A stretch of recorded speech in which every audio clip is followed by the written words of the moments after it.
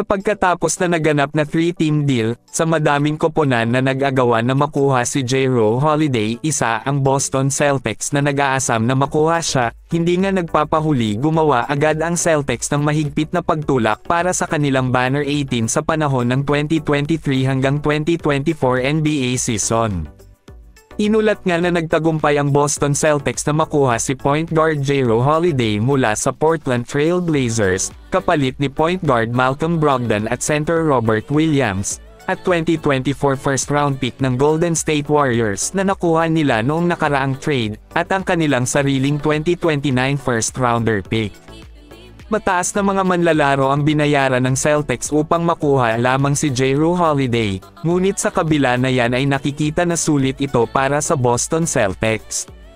Si Jrue Holiday ay isa sa mga mahusay na nagdedepensa ng perimeter ng liga na naglalaro ng may tiyaga at nagdadala ng karanasan bilang championship. Isa rin siyang dekalidad na offensive player na nag-average ng 19.3 points at 5.1 rebounds at 7.4 assists bawat laro at nag-shoot ng 38.4% mula sa 3-point range noong nakaraang season. Siya ay isang tunay na point guard na nagtatakda ng tono sa magkabilang dulo ng sahig. Samantala sa isang off-season, nagdagdag ang Celtics ng dalawang mahusay na starters na sina Jrue Holiday nga at si Kristaps Porzingis. Ang gastos para makuha ang mga manlalarong ito ay sina Malcolm Brogdon, Robert Williams at Marcus Smart, kasama ang isang grupo ng mga draft pick. Umalis din si Grant Williams sa pamamagitan ng sign and trade sa Dallas Mavericks. Ang Celtics ay may ilang panimulang 5 kombinasyon na gagamitin, sina Jrue Holiday, Derek White, Jaylen Brown, Jason Tatum at Kristaps Porzingis. Ang head coach na si Joe Mazzulla ay maaari ding gumamit kay Derek White sa isang sixth-man role, at simulan si Al Horford na isama kay Kristaps Porzingis laban sa ilang mga kalaban para sa mas malaking laki at reboundan. Ang Boston Celtics ay maaaring magkaroon ng pinakamahusay na starting 5 sa NBA pagkatapos makuha si Jrue Holiday sa pamamagitan ng trade.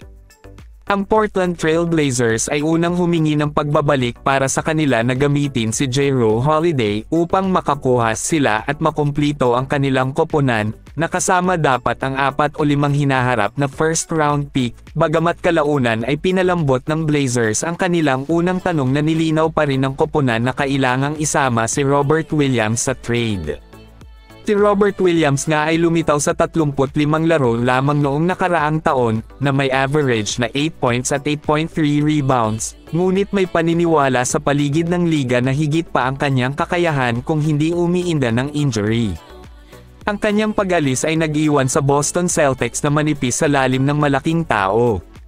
Ang kalusugan ay palaging isang tandang pananong para kay Williams, gayunpaman at tila ang presidente ng mga operasyon ng basketball ng Celtics na si Brad Stevens ay hindi maaaring palampasin ang pagkakataon na idagdag si Holiday, na isa sa mga pinakamahusay na tagapagtanggol ng perimeter ng laro, na nagdadala din ng isang makinis na nakakasakit na laro at isang championship degree matapos manalo sa 2021 NBA Championship kasama ang Milwaukee Bucks.